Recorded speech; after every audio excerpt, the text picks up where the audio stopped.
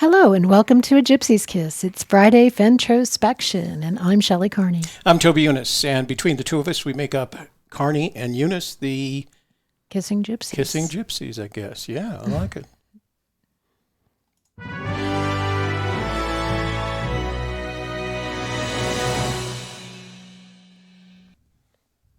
All right, so we're back. Today's topic is the 200-foot searcher, and who is it? Are they still searching? And why are they called searcher? Oh, Why aren't they another called question. treasure hunters? Yeah, but first we have Housekeeping, you want towels? housekeeping. You want towels? Because I do need some towels. So I got to turn my phone on. Are you doing Facebook I am. share? All right. Yeah. So let me start with housekeeping. The first thing I want to talk about in housekeeping is we are at, let's see, the last time I checked for the survey, survey says, so let me check real quick just so I can bring you guys up to speed on it. Here we are. So I'm going to share that window with you. So we're up to 290 responses to the Fenn Treasure Searcher survey. I feel like we would be credible. It would be a credible survey at 300. So if you haven't already taken that survey, I would appreciate it. It's going to take you less than 5 minutes. There is no personal information required. The only thing that you have to do is sign on with Google, and the reason we use that is not that we collect your information, it's just that it gives us the ability to not allow someone to respond more than one time, but we don't see your Google email address. And then we do, at the end of the survey, ask a question if you'd like to receive the entire survey. We're going to summarize the survey. We're going to finish the survey on June 30th. We're going to summarize it on July 3rd. On our 1 p.m. program on Wednesday, July 3rd. But if you want the entire survey, including the associated data spreadsheet, we ask for your email, and we'll use your email only to send you that information. We have no other purpose for it. So it would be very helpful if you'd get us to 300 because, like I said, I feel that's a credible survey, and it's been doing well. For those of you that have already responded, thank you for that. We truly appreciate it. Then, of course, if you are in this room for the next hour and enjoying it, make sure you take a moment to like our video. YouTube likes it. When you like our video, share it with your family, your friends, your neighbors, your business associates, and the entirety of your social network so that we can Grow the channel. And last but not least, if you are not already a subscriber, so I got my new glasses on, guys. I got to get used to this thing. If you're not already a subscriber, this would be the ideal time to subscribe to this channel. And when you see that notifications bell, click on the notifications bell, and that way, every time we schedule a live stream or we start a live stream, you will be immediately informed and in the know. Where's the little? Oh, okay, I missed that part. Don't do that. So I talked about the survey. Let me close that window. And so why don't you talk about what's going on the rest of the afternoon before we get on to our stuff? The rest of the afternoon at 2:30 on thesofterside.live, we'll be talking about ASMR. I hope that you tune in and find out more about it, what it is, and who, really benefits from it, and why some people hate it. And then what time is our next show after that? 4 o'clock? 4 o'clock. 4 o'clock. Brand new show. Brand new show on our new channel. Well, it's not actually our new channel. It's the old channel called Video Tarot is now the new channel called It's Not a Restoration. And Shelley and I are headed in a slightly different direction. But because we have this great facility in here, we're not only going to be doing not restorations, we're also going to be live streaming. So this afternoon is our first attempt at that. It's completely different from anything you've seen us do. Yeah. We have a lot of interest outside the Forest Fenn Treasure Yeah. and a lot of interest. Yeah. And so sometimes we look at those and we say, this would be fun. And so we think this is going to be fun. So if you're not a subscriber to It's Not a Restoration, please become a subscriber, and that way you'll see our live streams. And we plan on producing one upload video a week on the kind of work that we're doing. We've already got the first one up there on, believe it or not, sandblasting and buffing. So that's what I did. Steve Wayne, before I go on, I want to address that so it's out of the way quickly. Steve says, wait, I thought Toby poo-pooed the 200-foot searcher. What an interesting way to put it. Poo-pooed on a platter. Idea, calling out anyone that suggested they were put up or shut up. Now we are in search of them. Neat. Good luck being normal people. I think, Steve, you're confusing two things. I have never poo-pooed the 200-foot searcher idea. I'm a firm believer in it. I just don't like the idea that people are claiming that they're the 200-foot searcher. Secondly, you're confusing that statement with the lead searcher idea, which I challenge. If you are the lead searcher, I think it would be fair for you to produce the treasure before the end of 2019. Otherwise, I don't see how you're the lead searcher. So let me just straighten that out for you, Steve, right now. Okay, so I'm going to share some videos with you. And the reason this all came about was I was doing some research on this whole 200-foot searcher section.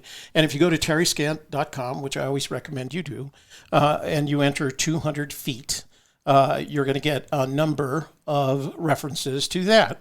So I went and looked at some of those references because I wanted to see kind of the context that Fenn had said it in.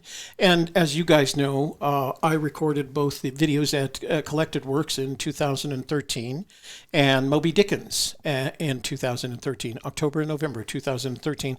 And I couldn't remember him even talking about the 200-foot searcher at that time. So I went back and looked at the earliest reference I could find. And that was a reference is, I'm going to go back to the screen. So we're going to go to the screen for a little while here.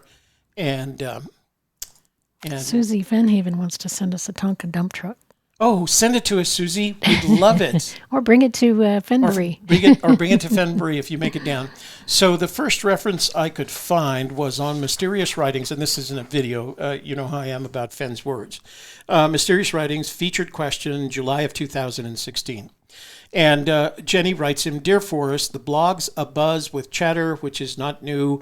I've been observing a lot of thoughts by, quote, veterans, unquote, searchers who have been living and breathing your, quote, chase, unquote, through at least a couple of years. Comments indicating you may be frustrated or annoyed that somebody isn't close, but I just can't pull off a win. Here I ask the following in hopes of our conversation can get back to the poem, also to follow an unrelated question. So she asks, and these all occur in writing, are the searcher, and then she attempts to pluralize it with parentheses, still involved, those you had indicated in August of 2014 who were within 200 feet of the treasure. Now, before I proceed with this, I want you to know I couldn't find that August 2014 reference. So I have to assume that the first time he talked about the 200-foot searcher was sometime in August 2014. And 214, yeah, that was a long the Romans were still in North Africa. He's that old. Yeah. 2014. And I wanted to make sure I'll find it, and when I do find it, I'll share that with you. So again, she asks, are the searchers still involved, those you had indicated in August of 2014 who were within 200 feet of the treasure? He responds, I don't want to answer that question. Now remember, this is 2016, July of 2016. He answers, I don't want to answer that question because it would reveal too much. Then she asks, if so, are he/she any nearer at all after 2 years' time? And he responds, don't know, period, sorry, period. Very short answer. And then she says, oops, one more on this pretty please. Question 3. And if he/she are still searching after 2 years' time, has anyone else neared or passed he/she in proximity to the above mentioned within 200 feet, unquote? I'm hoping for a mind-tingling, fire-starting, blog-buzzing answer from you, but just a response is fine by me. He doesn't disappoint her, he says. No need for oops, but again, I don't know. So that was an interesting reference because in July of 2016, he wasn't talking much about it. He didn't want to talk about it to a reference that she says, and again, I haven't found this reference, so I've got to still find that one. August says, as a matter of fact, if you guys know the August 2014 reference, just send us the link. Send it to gypsyskiss@gmail.com. Or you can text it to our line 866-597-9901. So that was kind of interesting to me. And again, I'm just researching this 200-foot searcher thing because I'm trying to figure out if we've seen the 200-foot searcher and whether or not the 200-foot searcher is alive. Okay, so let's see. Again, that was from 2016. 2016. So this is our video of Forrest Fenn along with Douglas Preston and Michael McGarity at Collected Works Bookstore in October 23rd of 2013. 2013. Yeah. And this was right after a conversation that occurred with Stephanie 30 Acres. Stephanie had come into town, was in a town, probably looking for the treasure. And there was a short conversation between them where Stephanie says, who's been closer, Dale or me or Dale? And Fenn, McGarity repeats the question, or maybe Douglas Preston repeats the question, and Fenn says, if I told her that, she'd faint. So, and then it goes to this. So I'm going to play this out, and then I'm going to make sure you guys can hear it here. Haven't you said, though, that people have come within like 500 feet of where the treasure? People tell me where they are, and they're very precise in their descriptions of where they are and where they've been, and I can tell that some of them have been pretty close. Real close, yeah. Another question? Senor. Will a metal detector help? Will a metal detector help? A metal detector will help you if you're in exactly the right spot. Okay. So he didn't use the 200 foot. He must have said something about 500 feet before that because McGarity incorporates it into his question. But he says people have been close. He doesn't mention the 200 foot kind of close. So then the next one, and I've got a list here. So the next reference that I could find was an interview on KOAT with Laura Thorin. And this occurred in April of 2015.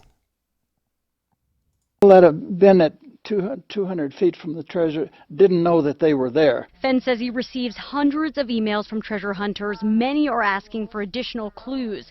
He says people are searching beyond the land of enchantment in Montana. Okay, so that was April of 2015, and he uses the 200-foot number.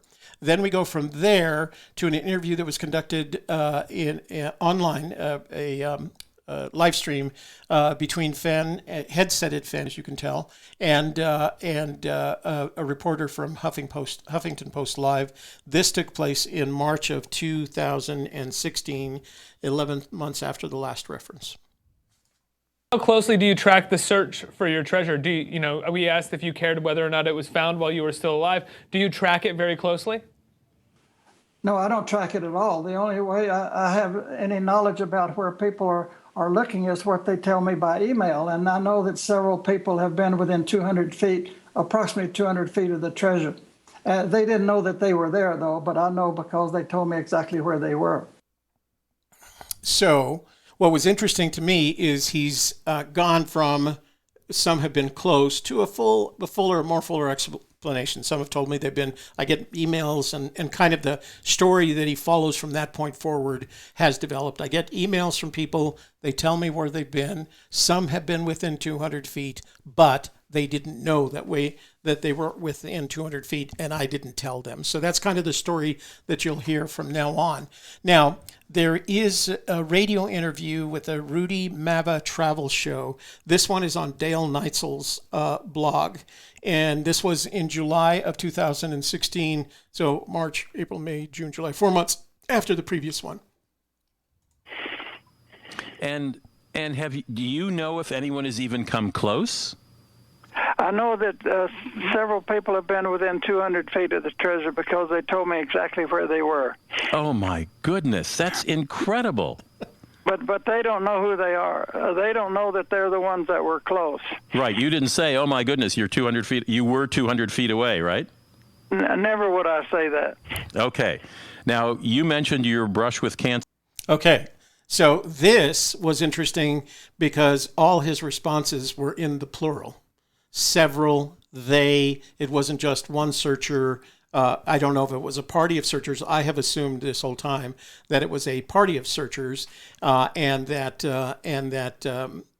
they were together. It wasn't like 5 different searchers on 5 different days at the same location, then reporting it to him. It sounds to me like it was a group of people, but he was very clear in this response that it was several people, and he used the plural, they, the third person plural. So then in May of 2017, he did an interview with a young man whose name is Isaac Cole. And Isaac Cole was traveling across the country doing a podcast with his dog, Charlie.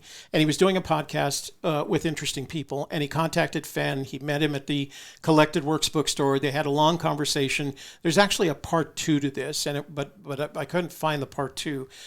This was up on his blog, called On the Road with Charlie. Then it disappeared from there, and then somebody found it on Stitchers, which is one of the online services that copies podcasts from all the big services, Anchor and Apple, et cetera, et cetera. So here's the conversation with Isaac Cole. That's hilarious. Then I heard that you said that people have been within 200 feet of it. Is that true? I know that people have been within 200 feet because they tell me exactly where they are. I don't know that anyone has been closer than 200 feet, and I don't think they have, but of course I don't know. So many people don't tell me where they're searching, but the treasure's still out there. Yeah. Why do you think no one's found it? What? Why do you think no one has found it? Because they haven't discovered where it is. Do you think they're just not looking hard enough? I mean, if you're within 200 feet of it and you don't find it. But they don't know. They didn't know they were within 200 feet either. Right. Because when you're within 200 feet of it, there's still 1,000 places within 200 feet that you could be looking and not see it. Well, it's hidden in a pretty good place. It's difficult to find, but it certainly isn't impossible. Yeah. Well, but if you're gonna find a treasure, you've got to solve the riddle that's in my poem. The 9 clues that are in my poem. Nobody's going to happen on that treasure chest. Right. So what I liked particularly about this interview was Fenn was comfortable enough to expand upon the conversation. It went on for a couple of minutes about this 200-foot issue, and I think that's the result. First of all, he was at Collected Works, where he's comfortable, where he doesn't feel pressured. And secondly, Isaac is very relaxed. He's young, he's relaxed, he's not looking for the treasure, although he did after that go out. I think the follow-on video is him and his dog looking up north of Santa Fe for the treasure. But I really feel like Fenn was at his most comfortable then, and that's what made it interesting to me. So this, of course, as you all remember, another video that Shelley and I shot, and we always apologize for the quality because we didn't expect this to happen.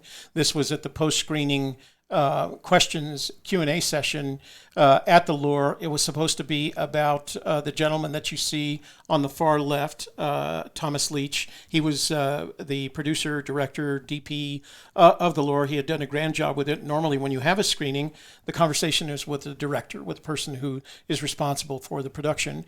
This is Diana Taylor. She was going to be asking, she's a documentary filmmaker of some renown. I think at some point she also worked for National Geographic. And so the Center for Community Arts Center in Santa Fe,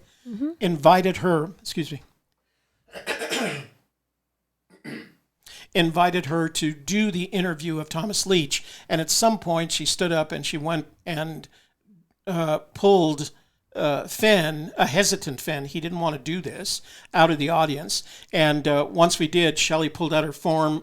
We were just watching up in the seating, and Shelley pulled out her phone, started recording. I was using my DSLR, and I was shooting from my seat, but there was somebody in front of me, and I wasn't getting a good shot, and the people behind me were complaining about the light coming from the screen. So I moved away, and later questions you'll see are two shots, one coming from Shelley's camera still in her seat, and one from me. I went and stood under one of the speakers so that I could get some better audio. But this is just basically phone audio coming from the speakers. And it was Thomas that asked the question, how do you know searchers have been within 200 feet of the treasure? Or repeated it. Or, I'm sorry, repeated the question. It came from the audience, and then Thomas repeated it. That's right. Well, because people have told me exactly where they were, and that's the only reason I know. And that 200 feet I think is pretty accurate.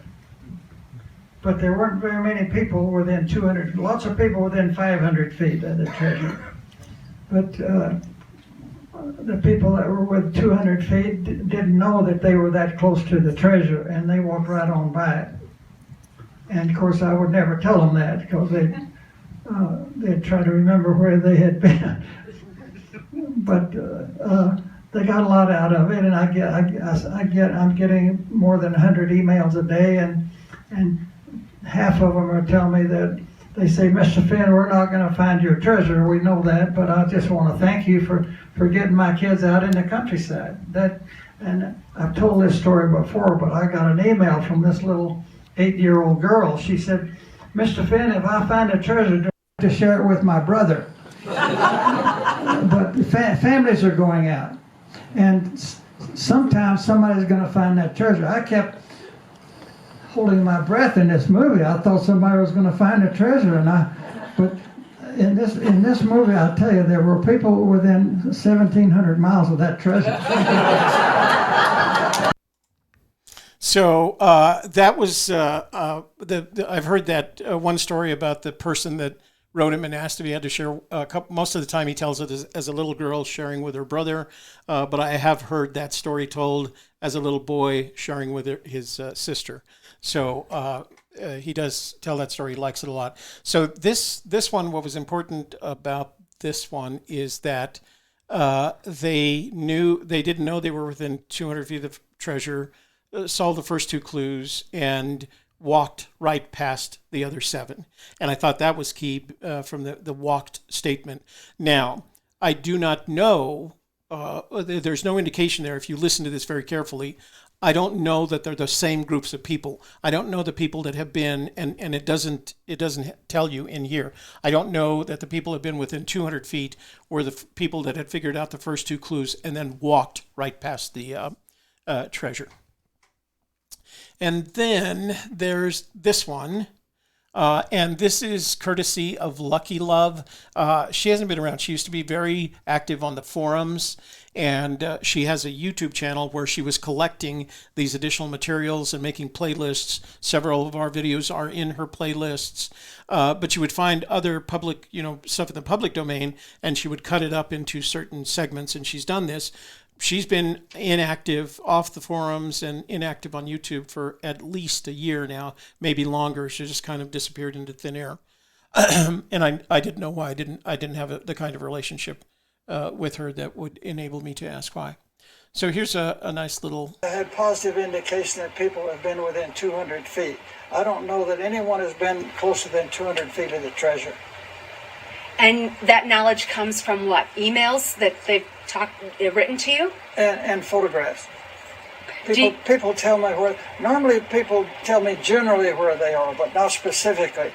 But these people told me exactly where they were. I recognized the spot, but I didn't tell them that they were close.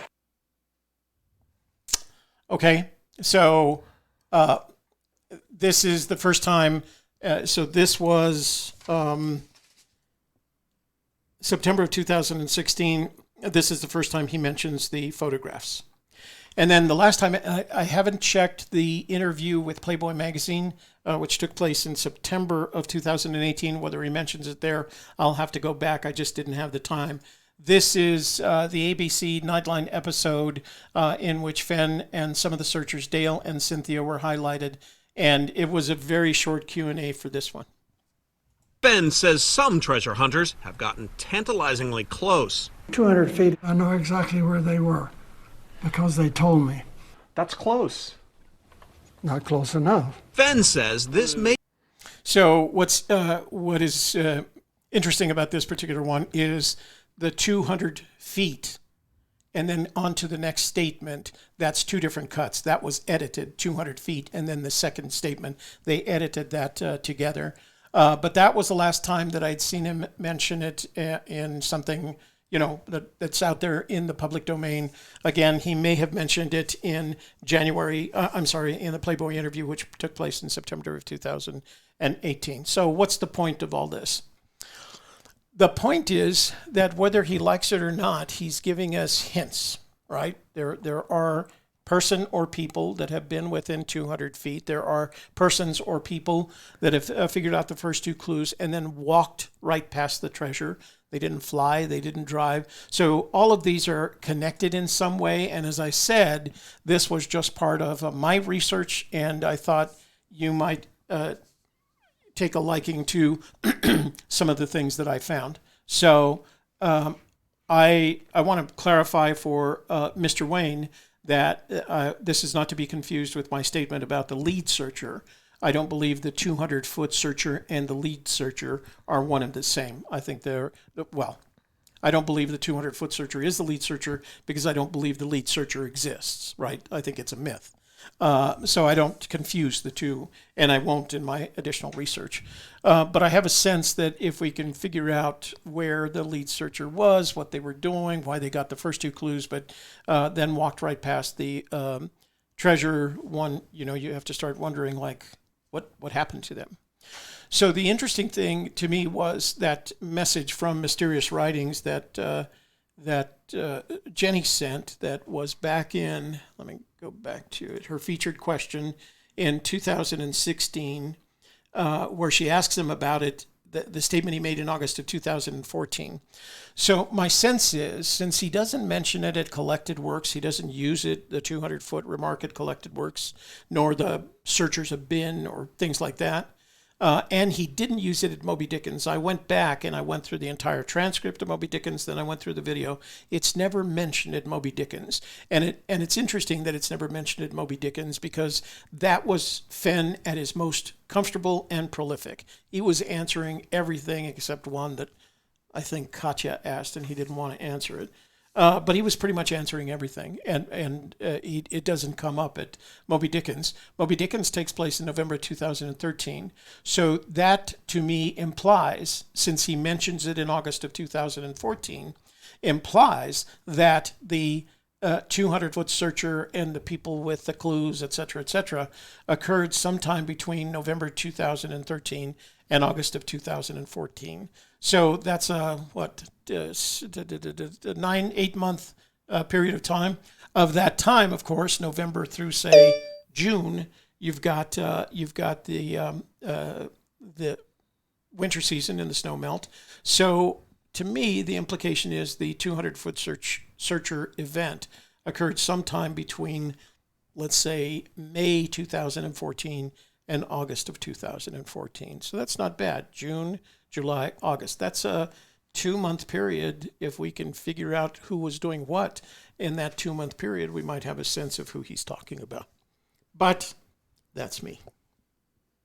And then you're assuming that is when it occurred, where it could have occurred and he just hadn't been asked the question, so he hadn't talked about it. When he sinks his teeth into something, he has his little stories. If you were to interview him today, all those little stories that the little boy, the little girl that asked about the brother, the 200-foot searcher, all of those has become part of his verbal lexicon. He likes those. They're safe. Yeah. In a way, he doesn't have to give clues, but they're interesting. And when he says searchers have been within 200 feet, the response in each one of the people that are interviewing him is the equivalent of, wow, shock and surprise. So is there something on my shirt? Oh, okay. Because you're looking down my shirt. I thought maybe I'll stop looking my at lunch. So, all right, let's open up the phone lines. Let me make a couple of changes here. Open up the phone lines. And let's have a conversation about this 200-foot searcher. And, I got to open this up first. Give me 1 second. While I'm doing that, that's connected, and we want to not have it disappear. So we got to change that to never. And then we'll go back and open up the phone lines. Okay, so I don't have any text messages on the subject. The phone lines are now open, 866-597-9901. We have about a half hour to talk about the 200-foot searcher. 200-foot searcher. I'm trying to read this. So Man in the Park says the Gypsy's Kiss or the 200-foot searcher passed after Moby Dickens, and that's why he knew he could mention it finally. Yeah, see, I'm kind of wondering if there's something. Could apply if there was only one person. One person. But that like I said, eventually the story became several people, Let's see, from 917, remember when you send us a text message, tell us your first name and where you're calling from or where you're sending the text from, what state. 917 says, AGK just thinking outside the box. What if the people that have been within 200 feet aren't searchers at all? Also, people would be telling him exactly where they are if you could see them from Google Earth. Let's see. Also, people would be telling him exactly where they are. Oh, it's Joey in New York City. So, hi, Joey. I haven't seen you in a while. Everybody's coming back now. Yeah. There is a point in another time in which he says people have been within 500 feet, and he uses that distinction. People have been within 500 feet, searchers have been within 200 feet. So I think the distinction, and I'm just going to use the example of our search area on the Rio de los Pinos, the Cumbres and Toltec Railroad passes above our search area at about 500 feet, not in altitude, but in angular distance. And they're just people. They're not looking for the treasure. They're not going to jump out there. They're not going to wave. We try to get them to wave at us, and sometimes they see us. Generally speaking, they're not even looking down the canyon. They're just headed out to that, off the edge of that scree slope. The scree comes from the fact that they blasted all of that to put the rail in. So I think the distinction is people have been within 500 feet. It was searchers that have been within 200 feet. The other thing that's always interested me is when you say something like searchers have been within 200 feet, implies that they could be any place within 200 feet. They could have been 50 feet, but he says 200 feet. Hey, you've reached Toby and Shelley. What's your name, where you're calling from, and what's your observation on the 200-foot searcher? My name's Mike. I'm calling from Ohio. I'm a pretty new searcher, but I've been putting a lot of time into it. Yeah, Mike. My question is, are you 100% sure that the first two clues are in that second stanza? Am I 100% sure? I'm not. Well, the answer is no, because I stopped looking for the treasure. I was so unsure. But in the New Zealand radio interview that Fenn conducted in 2015, I don't remember. It's on our channel. Look 13, at. We have the audio. It's an interview 15. with New Zealand radio, which is the equivalent of our NPR, our public broadcasting service. And in that, the interview asks him a question, and he responds, the first clue is begin at where warm waters halt. If you don't know the first clue, then you don't have it. And then he repeats it. But go back and listen to it. It happens right around the 8 or 9 minute mark. And he says the first clue, and then he repeats it. So once we heard that, now there are people that will argue, that concept. They will argue that that's not what he meant. They will argue that the first clue is in the first stanza, et cetera, et cetera. Fenn, on 2 separate occasions, has said the first clue is begin at where warm waters halt. So we took that, and he's also said with Lorene Mills, he said the clues were contiguous, meaning they touched each other, right? So if you count down from begin at where warm waters halt, you end up with something like 9 clues, begin at where warm waters halt, and take it in the canyon down, not far, but too far to walk, put in below the home of Brown. From there, it's no place for the meek. The end is ever drawing nigh. There'll be no paddle up your creek, just heavy loads and waters high. If you've been wise and found the blaze, water high, sorry. If you've been wise and found the blaze, look quickly down your quest to cease. So if you begin it at warm waters and you end it where your quest ceases, you can find 9 clues in there pretty easily. And using the Lorene Mills show where he said they were contiguous, and the New Zealand radio show where he says the first clue is begin at where warm waters halt, and that the clues from Lorraine Mills, as I said, are contiguous. You can count 9 down from there and get to ceasing your quest. So we have a video on what the rest of the poem is all about. The first stanza, the second half of stanza 5, and all of stanza 6. And our interpretation is that it is the legalese equivalent of I'm sane, I know what I'm doing, it's mine, and if you find it, you can have title to it. Yeah. I think I've seen some of your older videos and have read a bunch online and tried to separate the chaff from the wheat. So right. And I watched Shelley's videos. I think there's about 3 of them that summarize a lot of things. Those were very good, by the way. Thank you. But I think that the strongest notion I had was he was saying people are taking the first clue too much, and also it's like they're too focused on it, and they're not looking at the bigger picture. Agreed. Did you guys gather? I don't know that I agreed with what you said, the first part, that people are focused on the first clue. I've never heard him say anything that didn't imply we should be certain of the first clue. We think that's because that's the starting point if you don't have that. He has made references like, you won't know you have the first clue right until you're standing over the treasure. But I know he has on various occasions suggested that when we're getting deep dive into all of this, that we need to look at the big picture. And then in other cases, after he says we need to look at the big picture, he says we're too far out of the box. So it's hard to interpret. Fenn has a very particular way of speaking, and to him, these things may mean the same thing, right? Look at the big picture could very well mean the same as you need to be back in the box, but those to me are contradictory, right? So the big picture must be limited to the poem, perhaps, and then focus on what's important in the poem. So that's what makes this. Do you have any sense of? I'm sorry, I didn't mean to interrupt. No, not at all. It's actually it's part of the delay because of the system. So don't feel bad when you do. Okay. Is there any? Do you guys have any sense of who the architect might be, who he says wrote the poem or worked on the poem? Fenn is the architect. Yeah. He's talking about himself. Yeah. If you listen to Moby Dickens, he refers to himself as the architect, that he worked like an architect, that he created that structure like an architect would. And when he uses that architect word, he's referring to himself. And last question, I sort of promised. Did I hear you say that you had stopped looking for a while? No, you heard us say Yeah. we stopped looking. I wouldn't say it was for a while.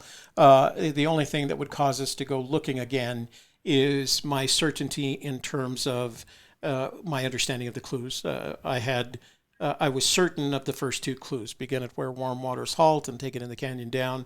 There will be at least 70% of the people in the room that will disagree with that, but everybody has their opinion. So I was only comfortable that I had the first 2 clues, and for us, it's a day trip. Just to go up there for the day. We made 6 trips up to the area, and I didn't feel like we were getting any closer. So we were spending money, time, and effort for the 3 of us, myself, Shelley, and her husband. And that's a lot of energy that we could be putting into other things, like doing this show, for example, building out our studio. So we are not looking, nor will we look again until I'm comfortable that I can tell my partners that I have a good sense of what the clues represent. We need a breakthrough. I think everybody, at least everybody that's online. And we've had that conversation. The hard part, and I don't know if you've watched our show enough to watch Sassy Sherry, who was the person that found the David Blaine treasure. back in the 2002. And 2004, wasn't it? Well, I don't think it was that late. Well, it was in the early 2000s, the early half of the 2000s. It was worth about $100,000, and Blaine wrote a book, and in each chapter of the book there was a clue that could be resolved, and then people were on the various, I don't think they had forums back then, whatever they did on the internet. That was too long ago. That's 20 years ago for me. Whatever they were doing on the internet back then, they would communicate. They'd say, I think I got the first clue. They'd spread it out there. People would look at it. People would go check the location, et cetera, because this was all happening in California. And everybody would say, yeah, we got the first clue. Well, they had gotten through a certain high percentage of those clues. And if I remember correctly, and I don't know if Sassy's in the room, but she can correct me, but I think she got in when only 3 of the clues remained. And she got those last. She used the resources that had been provided up to the last 3 clues, worked on the last 3 clues herself, and recovered the treasure. And what was different about that is the community, to the community, it was obvious, not only in their actions, but their behaviors, that progress was being made towards finding this treasure. That's what makes the Fenn treasure so different. There is no way to know whether or not progress is being made with the clues. You can start a conversation on any one of the many forums, Mysterious Writing, Stale Neitzel, Hint of Riches, Harry's Chase Forum, Chase Chat, and you can say where you think begin at Warm Waters Halt, and you will get people who will tell you, A, that you're wrong, and they'll tell you where they think Warm Waters Halt is. So there's no agreement even on the first clue. And until the first clue is somehow validated, which we don't have a way to do this, and trust me, this is going to get even more difficult when Fenn passes. So it's very difficult to see that anyone has made progress. And if someone has made progress, they're not sharing it in the forums in the same way that the Blaine. Although, honestly, I think one of the reasons the Blaine treasure was so successful in terms of the number of people that participated was if you didn't figure out the first clue and you saw that someone had, your reaction would have been, so that's what the first clue is. Let me look at the second chapter and see if I can figure out how to extract the second clue from the second chapter. There is none of that in the Fenn poem. You're not going to figure out this poem unless you do a mind meld, a Vulcan mind meld with Forrest Fenn, because he's the only one that knows the answer to this question. Maybe we should seek to create that. That might be a nice little project of some cooperative. Well, I'll tell you, I have already developed a plastic dome with a transmitter receiver sticking out of it, and I keep pointing it at his house, seeing if I can pick up any brainwaves. No, I'm just teasing. I haven't done that. Forrest, if you're watching this, I haven't done that. All right, sir. Well, I have looked. I appreciate your time. Thank you so much. Well, no. You were going to tell us. I'll call in another time. Actually, tell us. You said you have looked. No, I just wanted to say. In closing, I've looked at. I'm actually a Colorado State University grad, and I went to Philmont when I was younger. So I love that area of the country. So I've been researching all over. It's easy for me at this stage to say, hey. There's 6 or 7 of the clues right there, and that can be in any of the 4 states. Yeah. So I've been trying to narrow it down, and I've studied everything from water temperatures to rivers to all sorts of just basic knowledge. And I was pretty surprised at myself for digging that deeply. But he does say specifically to read the book, read the poem, go back and read the book again, and marry the clues. So that's what I'm trying to do now. Mm-hmm. The library near me has these great computers and great Google Earth opportunities. Yeah. Have you been out on your first recon? Your first boots on the ground? I haven't. I have no plans of being what you guys are calling an armchair investigator, but I figured I needed to have one breakthrough before I went out, and I'll probably do that this summer.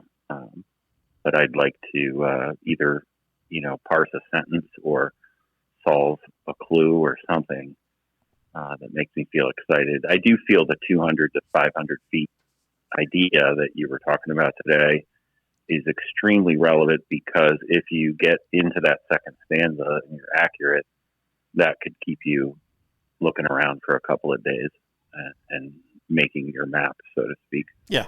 Even in the field. Well, take a look at our videos, because we did a video that was a geometric analysis of the 200 feet, 500 feet remark. And and it's the result is, that's why we think the treasure is within 1,000 feet of where you park your car to go look, right? Find that, because it was an interesting. We don't know if it's accurate, of course. It's all opinion, but it was an interesting exercise in geometry. Take a look at that, and then if you haven't already seen what we're doing, get a copy of the 2010 New Mexico fishing regulations. Okay. And look at their definition. I've heard you talk about that a bunch. Yeah, take a look at their definition of warm waters. Get the PDF so you can search it, because they use. So how did you go from that notion to it's the actual Colorado New Mexico border? I mean, I understand your concept there that the definition of warm waters is exclusive to New Mexico, right? And nobody else makes that definition. Right. But why did you go right to the border? Well, I didn't go right to the border. I went to a couple of locations, including the Rio Grande, before Fenn said it's not in the Rio Grande. I went to Cimarron. I went to the Red River. I went to the Rio Chama. And I was on my way to the San Antonito, the Jemez River. So there were several rivers that I had looked at that just didn't work. After that, they weren't Fenny enough. They weren't, et cetera, et cetera. What made this one intriguing is that it's within 3 hours driving distance of where Fenn lives. You'd have to go into Colorado. As I've mentioned several times, you can get to the Rio de los Pinos from New Mexico along a forest road, but you have to go over some 10,000-foot mountains, and the forest road is just that kind of bad on that side. So very few people except hunters will use that road. And we spoke to a gentleman who told us that you can use that road if you want to change your car forever, right? It's one of those roads. Like the impact on your car is going to be change it. So that means the less difficult route is through New Mexico up into Colorado, and then a U-turn back into Colorado, and then back into New Mexico. Now, where we park, and where almost everybody else parks, is still in Colorado. You're not at the New Mexico-Colorado border on the river until, 200 yards down. But the logic of it's very specific. It's identifiable in GPS coordinates. I can tell you exactly what those GPS coordinates are, where the border crosses the river. So that was the first thing. The second thing was that Colorado doesn't use the same definitions of warm and cold waters. The New Mexico waters at that point are trout waters, right? They are not warm waters, right at the border. What preceded that, my logic was, what precedes that water entering New Mexico is not trout waters. So I'm using the antithesis, right? It is now trout. They are not trout waters until they enter New Mexico. Okay. Therefore, and then by definition, they're warm from waters. there, okay. So there's a warm water that's just warm water, and there's also a warm water with trout in it. No, not according. And then a colder. Yeah, not according to New Mexico. So New Mexico divides its waters into warm waters. They say all waters in New Mexico are warm waters except those designated as trout waters. And within the trout, okay, I think I read that actually. Yeah, within the trout waters. I've read a couple things. Within the trout waters designation, there are special trout waters which have additional restrictions on catch and release and what size, the types of lures you can use, et cetera, et cetera. So in New Mexico, it's warm waters, trout waters, and special trout waters. Mm-hmm. Did you guys also pick up on the concept of borders in the book, talking about the Borders bookstore? Yeah, that's kind of, we thought it was one of those stories that was a bit of an aberration. There's all these stories that talk about his life and how he enjoyed his life and how he took risks, et cetera, et cetera. And then there was the Borders story. And so, yeah, that pointed us in that was one of the things that pointed us in that direction. Yeah, that makes, like every time I'm looking, all sorts of borders jump out in my mind, whether it's a national park or a county border. Because of that story. And we've all had that irritating moment inside of a store yeah, exactly. where people are standing there chatting and you're ready to go. Right. So, wow. Well, thank you so much. Fascinating. I'll try to call in again and I will research some stuff and hopefully I have some plans to come to the Southwest. I have a love interest out there. Mm-hmm. How nice. I'll tell you more about that next time. Yeah. If she doesn't think I'm crazy. Yeah. Now I'm a treasure hunter. Yeah. Don't tell her about the treasure hunt. Make sure. That's the test, right? Yeah. If you want to actually, I get, that's right. So if you want to find out if it's true love or not, tell her about the treasure hunt. And then she'll either look at you like, hey, we all have hobbies, Yeah. She'll look at you like, Well, she's very, very smart, and she was a childhood sweetheart of mine. Oh, I see. And, even more fun. I don't know. Fate's bringing us back together. Yeah. But she's so smart, I'm thinking about just asking her questions. Give it to about, her. There's nothing specific things. It's always good, as Shelley will affirm, whenever we travel, we just walk up to people and ask them questions like, if I use the phrase, where warm waters halt, what comes to your mind? To see if there's anything that might hit them, even if they don't know about it. And if they're interested enough, they'll catch me reciting the poem. It's in entirety in what I would say is a Shakespearean style. Yes. Yes. And he also recommends you ask children. I mean, she is a retired teacher. We could probably get a room full of children sometime and ask them. I'll tell you my experience. Probably bring us.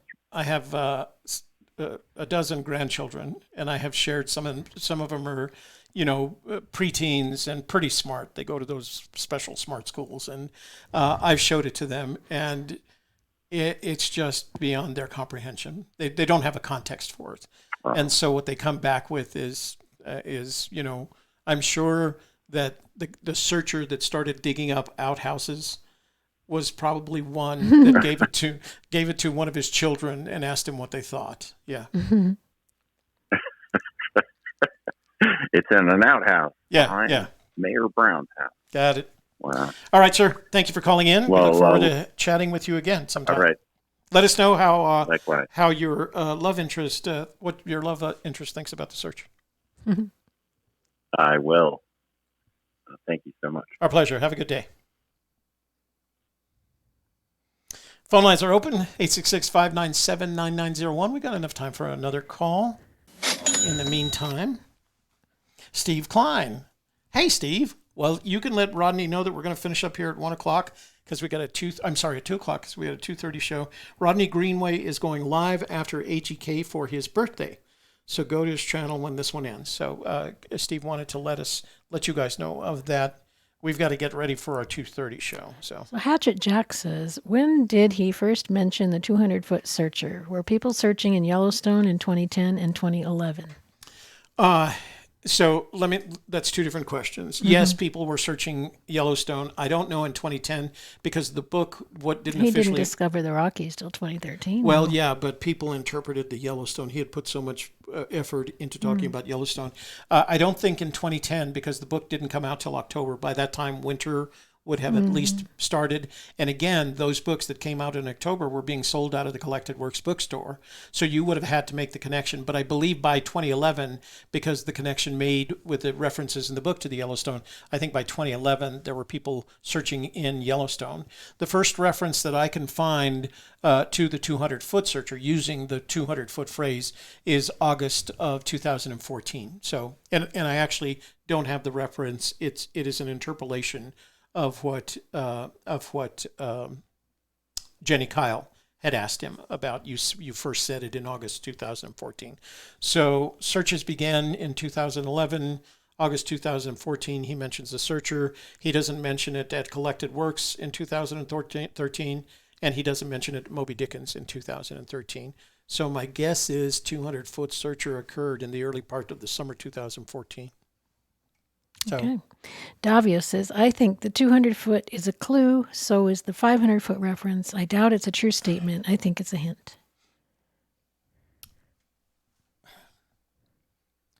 well, Davio, I suppose that's possible, but it's even better if it's a true statement and simultaneously a hint. Golden Age Dave says, Toby, do you think it's in New Mexico or Wyoming now if you had to pick? New Mexico, if I had to pick.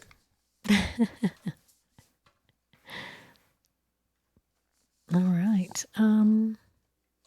But we are making a trip up. We're planning a trip up to Wyoming to visit Cody because Shelley and her husband are thinking about retiring. The phones are still open, you guys who were wanting us to hang up. And yeah, we got 5 minutes. Get to the next caller. You better call.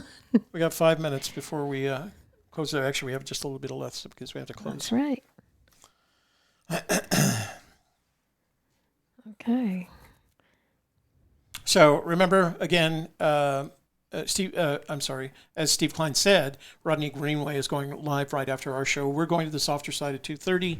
Then at 4 o'clock, we'll be on It's Not a Restoration for our new channel. We're just trying to prepare for that day when somebody finds a treasure and we have to do something else besides this. We'll be playing with toys. Yeah, we'll be playing with toys. We'll be whispering. And God, we spent... Playing with toys. I got to tell you, I spent, I don't know, somewhere between $200 and $300 on toys. Not just toys. On it's an investment. On what would you call them? Toys. Toys. Hey, you've reached Toby and Shelley. What's your name? Where are you calling from? And what's your observation? And we have about 4 minutes. Hi, this is Josh from California. Hey, Josh. How are you doing? Good. What's up? I have a question. I understand you guys search area for New Mexico, but what makes you think that it's not in Yellowstone area? Well, let me answer that question cautiously, and I'm going to take this offline because we're going to have to close up the show. But I'll answer it for you. Just keep an eye on the show, all right? Okay.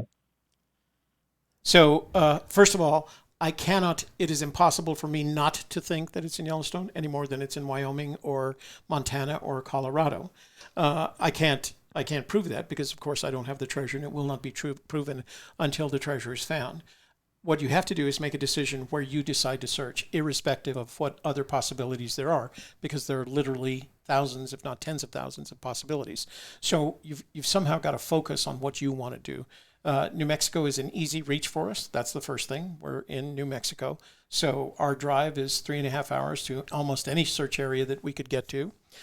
Secondly, when Fenn, in the book, Fenn says he hid the treasure somewhere in the mountains north of Santa Fe, we do not believe that when he said somewhere in the mountains north of Santa Fe, he meant Colorado, Wyoming, or Montana, because we think he would have said that he hid it somewhere in the Rocky Mountains all the way up to the Colorado border. He didn't say that. He wrote in the book. Canada border? Yeah, what did I say? Colorado. I'm sorry, I meant Canadian border. He wrote in the book, I hid it in the mountains somewhere north of Santa Fe. And I'm not going to use my kidnap example to explain that. And then the last thing is the first production of the book in October of 2010. There was a book. He wrote a book, and he published 1,000 copies of it, and he sold it out of the Collected Works bookstore in Santa Fe. This thing didn't expand until later when Margie Goldsmith wrote her Hemispheres magazine, and then he decided to write a second book, the Too Far to Walk. And in Too Far to Walk, he discovers the Rocky Mountains. As a matter of fact, as these guys have heard me say dozens, if not hundreds of times, Forrest Fenn discovered the Rocky Mountains in 2013. Prior to that time, there was no discussion of the Rocky Mountains. I think somebody found one earlier reference. But if you look at the fact that he said he hid it in the mountains north of Santa Fe, and that he published 1,000 copies of the book that he was going to sell out of Collected Works bookstore, to me, the implication is that he wanted to share this adventure with his friends in Santa Fe because he had a lot of them. And I think he envisioned, sitting around with his friends over lunch at the Pink Adobe and them saying, "Oh, Forrest Fenn, you are just such a cracker. I don't mean that. Not cracker. I mean, Crack up. Crack up. That was unintentional. I didn't mean to be. You're such a hoot, Forrest Fenn, doing this. 1,000 copies of the book, all in Santa Fe. He hid it somewhere in the mountains north of Santa Fe.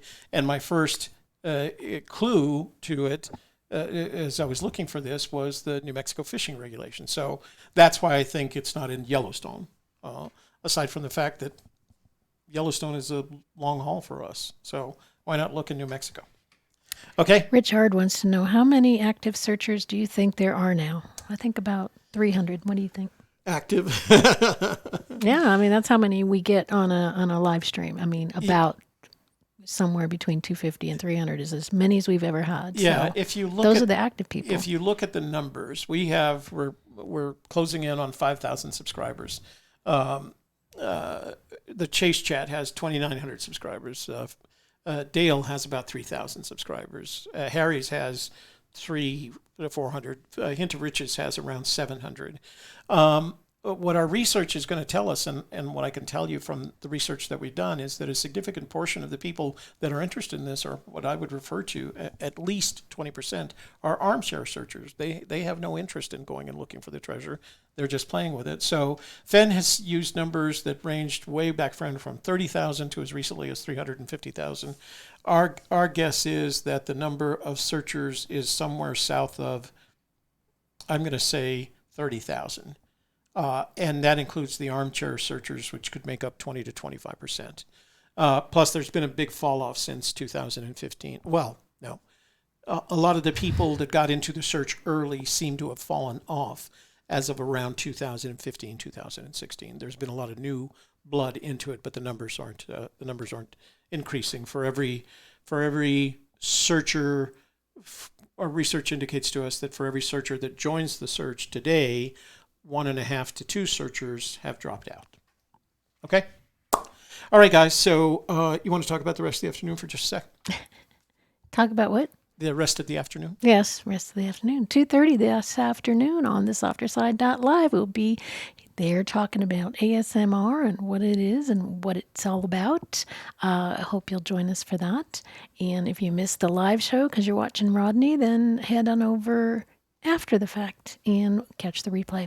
4 o'clock today will be on our new channel. It's Not a Restoration, talking about not restoring Hot Wheels cars, sandblasting and buffing and tools and little toy cars that are on order coming in soon, and all our fun plans for this coming year with that. Then at 7 o'clock, we have our Friday Fandango. We'll be back with lots of emails and text messages and phone calls. And if you haven't yet gotten in on the whole give Toby a text, here's the phone number right here, 866-597-9901. Or you can write to us, and I just noticed this is Hump Day Hoedown up here. You can write to us at gypsieskiss@gmail.com. And we'll read your email on the air to share whatever it is you have to share with the whole world. And what else? That's about it for now. We will be reading some messages from folks that are asking us to go and look for the treasure because they can't. And I want to address that more fully tonight. So we'll talk about that. And there's our email address. Yeah, our email address is up there, and I'll have the crawl changed by tonight. Yeah. So yeah, join us on It's Not a Restoration. We will don't ask us questions about the Fenn treasure, but it's a very similar format. We got a different background, and we're trying to build that channel. But if you know anybody who's interested in that sort of thing, send them our way. Restoring old things, basically, is where we're at with it. But we're going to focus on vehicles, and we'll read our rooster roster tonight too. We're updating that, so. So Wayne Ross says, "A Gypsy's Kiss, ha! I caught some grief in another vlog chat room when I mentioned your kidnap example. I'll have you know that Jason Dent used the same example. So it's a meme now. It's a meme. If Jason Dent can pick up on it, our good military friend, I think it's got some credibility out there. So because he used it as an example of why it's in New Mexico. So, all right, guys, thanks for joining us today. You go first, ladies first. Thank you for being here, for all your great questions and comments, and we look forward to seeing you tonight on Friday Fandango. And if you would do you have the links for these videos that you showed today, or are you going to share any of that somehow? I didn't put them in the description box, and we've got I'll do them sometime today. So never mind. Yeah. Just go back and watch the video again. And yeah, you don't want to go because I'd have to get the times. Just watch our video. But anyway, thanks for being here, and for A Gypsy's Kiss Friday Introspection, I'm Shelley Carney. And I'm Toby Younis. Thanks for joining us today. We had a great time. We look forward to seeing you the rest of the afternoon and then again this evening.